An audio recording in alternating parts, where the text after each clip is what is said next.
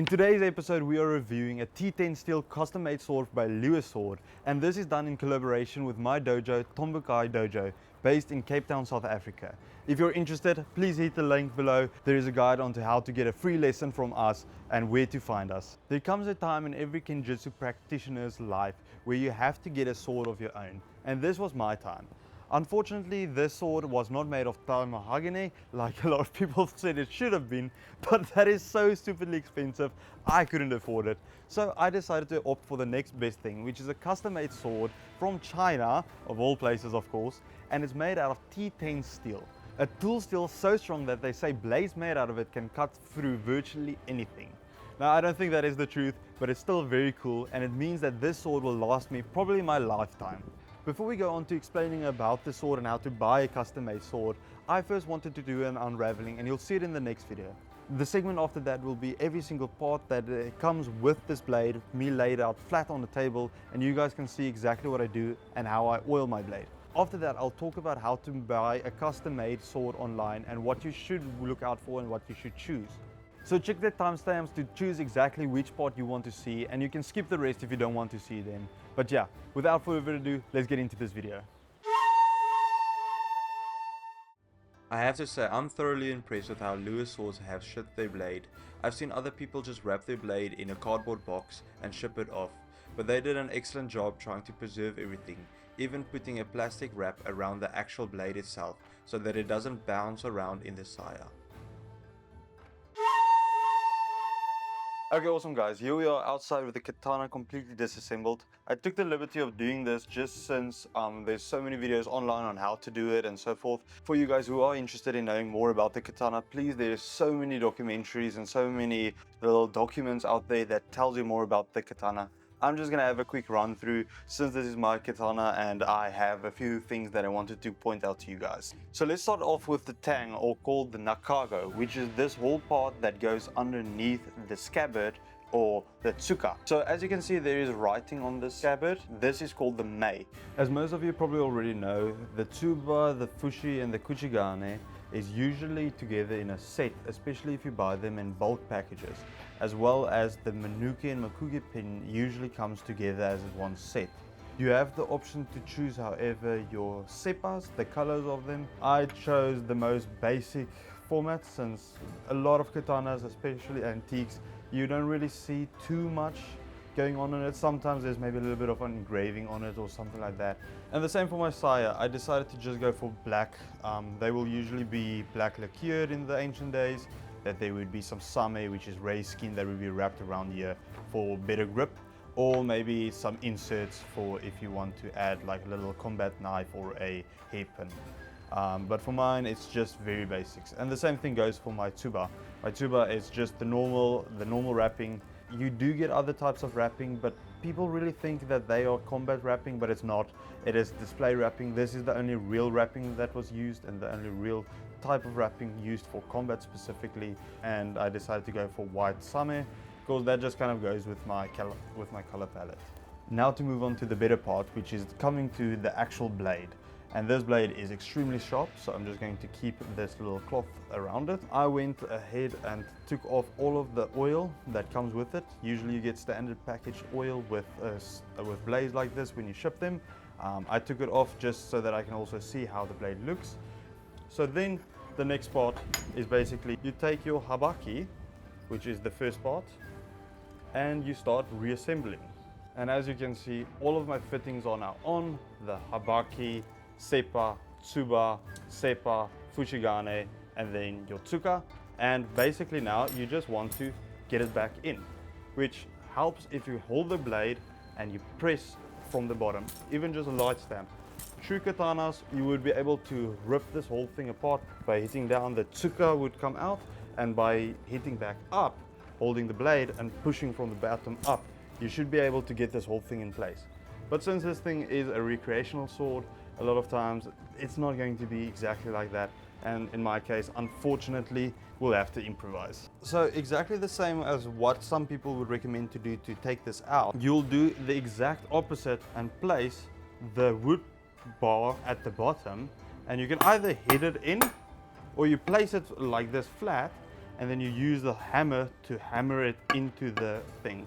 So what I'll do is I'll hold it, and as you can see, it slowly but surely is getting into place.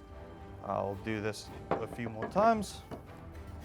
Now that it's done, a lot of people say that you should be able to know if this is correctly in place by seeing if this moves, and if it doesn't move, then it's correctly in place. Unfortunately, you cannot predict that because some fittings just is worse than others and stuff like that. For me, I usually check if my habaki fits with my sword, since your sword blade does have like a cut off. It fits in perfectly at the back. And then obviously the main thing to check is if the Makugi and Manuki pins year and year are open, and I can see straight through. Yeah, you can't see me, but I can see straight through, meaning that they line perfectly. A lot of times there will be a little bit of give. Maybe your seppas and your tuba isn't perfectly fitting and it's rattling a little bit, but that's actually quite normal for swords. There's manuscripts in the olden days where they say, okay, well, then you will have to add extra washes and extra seppas and do some extra things to make it fit. It's not perfect. So I'll take this little Makugi and Manuki pin, and I'll take this little hammer, and you just hammer it in. It's as simple as that. Mine has a little thingy at the end that comes out, helping it go in and out. You turn it around and hit it a few times. Check that it's flush, and basically that's it. Your sword is done and ready, and you can now just pack your stuff up and you can get out of here.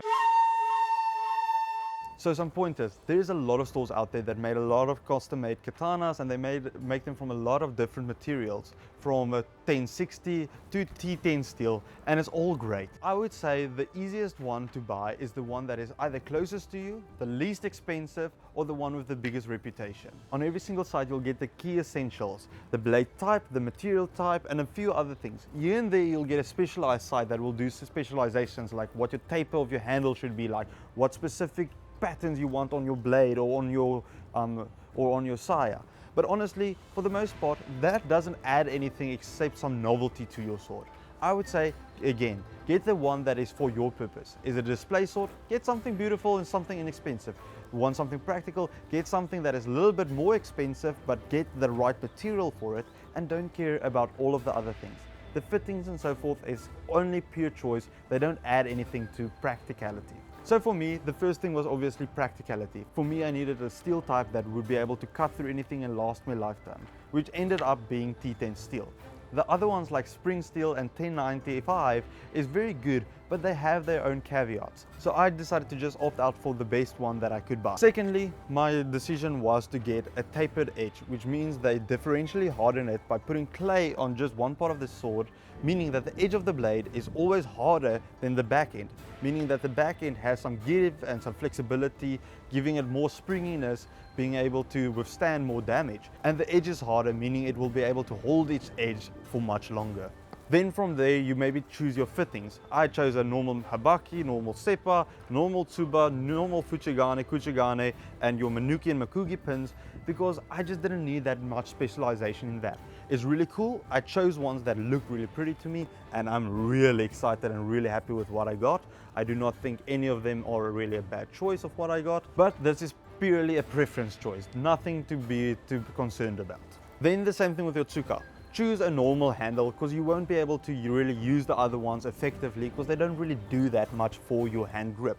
Use a normal tsukaita. I chose cotton because it absorbs a lot of moisture and my hands get sweaty, or choose a silk if you want more comfort, but it's really just, you know, give some, take some. Get a same that is just color bound to whatever your color style is. I chose white because that's the normal and it just looks good. And yeah, that's about it.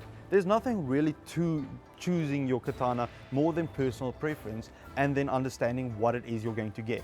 Again, I chose T10 steel because I knew I needed a functional, practical sword. Then lastly, again, your saya. Your saya is just a piece of wood. It doesn't do anything for you, so you can choose anyone. I chose the basic one that had no extra cost. You can get ones that look good.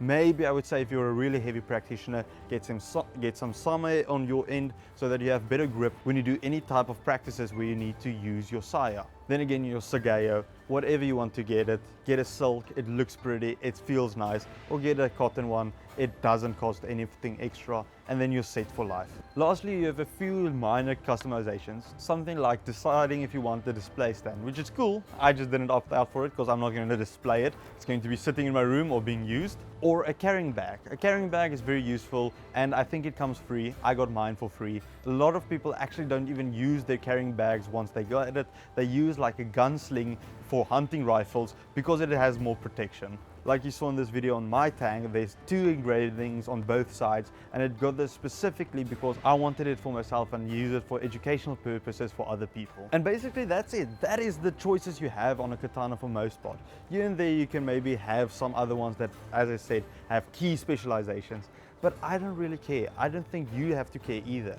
There's so many other choices on their sites usually as well, where you can choose ones that already is T10 steel or already is 1095 that has been pre-made and so forth, and they will usually be at a better cost than making one custom made.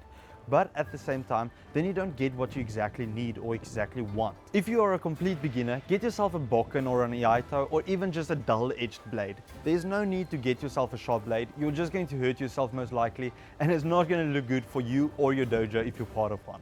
So I hope these steps at least gave you some direction of how to choose and what to choose. It is actually a really simple process, and I would say if you get to that point where you're thinking of buying a blade, get one. So I would say if you want to buy one, go ahead, go and check anyone out like Ryan Sword, Lewis Sword, Swordsmiths and so forth. There is so many people out there. I think you should really just take a look at what is there. And I hope this video enjoyed.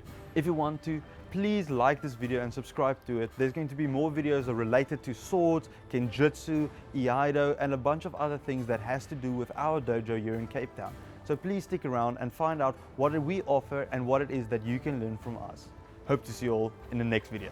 Cheers guys.